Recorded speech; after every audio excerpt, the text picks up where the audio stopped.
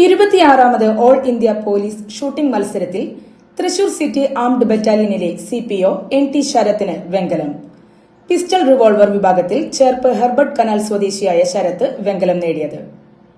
ഹരിയാനയിലെ ഗുർഗ്രാമിൽ CRPF group സെന്ററിൽ ഇക്കഴിഞ്ഞ മാർച്ച് 22 മുതൽ 30 വരെയാണ് ഓൾ ഇന്ത്യ പോലീസ് ഷൂട്ടിംഗ് മത്സരം നടന്നത്. 10 വർഷത്തിനു ശേഷം പിസ്റ്റൾ റിവോൾവർ വിഭാഗത്തിൽ ആദ്യമായാണ് കേരള പോലീസിന് ഒരു മെഡൽ നേട്ടമുണ്ടാകുന്നത്.